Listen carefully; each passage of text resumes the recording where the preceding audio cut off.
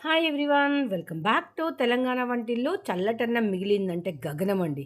నువ్వు పెట్టుకుంటావా, నేను పెట్టుకుంటాను, తింటే గ్యాస్ ట్రబుల్ అవుతుందని ఎన్నో ఉంటుంది. అలాంటప్పుడు మిగిలిన అన్నం పొడి పొడి చేసుకొని ఇలా బియ్యం కడిగేసుకొని, మనకెన్ని కావాలో అన్ని బియ్యం కడిగేసుకొని, మనం నార్మల్గా రైస్ వండుకుంటే ఎలా కడుగుతామో 1:2 వాటర్ పోసి అలా అందులో వేసేసి కుక్కర్ ముట్టిచ్చేసుకొని 2-3 విజిల్స్ వచ్చే వరకు తీసుకుంటే మనకు ఫ్రెష్‌గా వేడి వేడి అన్నం రెడీ అయితుంది. కొంతమందికి డౌట్ రావచ్చు.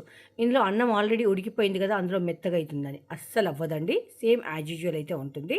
నేను యూఎస్ వెళ్ళినప్పుడు అక్కడ వెదర్ చాలా చల్లగా ఉంటుంది. కొంచెం అన్నం మిగిలినా గానీ తినడానికి ఇబ్బంది పడేవాళ్ళం. అప్పుడు మా పాప నేర్పించింది నాకు. అమ్మ, అన్నం వండేటప్పుడు మిగిలిన అన్నం కూడా అందులోనే వేసేసి కుక్కర్‌ను మళ్ళీ యాజ్ యూజువల్‌గా మనము ఎలా వండుకుంటామో వంట అలా చేసేసేయి అని.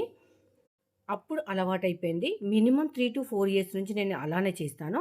ఈ మధ్య కాలంలో మా ఇంటికి రిలేటివ్స్ వచ్చారు. జస్ట్ అప్రాక్సిమేట్‌లీ రైస్ పెట్టాము. కొద్దిగా అన్నం మిగిలింది. మళ్ళీ వంట చేసేటప్పుడు నేను ఆ అన్నంను వేసి కుక్కర్ ముట్టిచ్చేసాను. అంటే అదే రోజండి.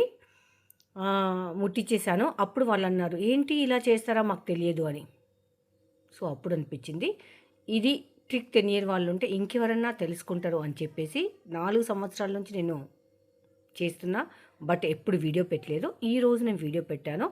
మీకు 1కి 2 సార్లు కూడా నేను అన్నం చూపిచ్చాను జూమ్‌లో నుంచి కూడా. దాని తర్వాత కూడా నేను ఇలా పొడి పొడిగా అయిందని కూడా చూపిచ్చాను.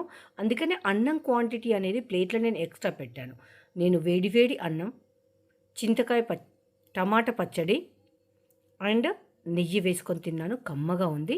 ఒక్క మెతుకు కూడా మెత్తగా అవ్వలేదు. మనం నార్మల్‌గా ఫుడ్ ప్రిపేర్ చేసుకుంటే ఎలా ఉంటుందో అలా ఉంది.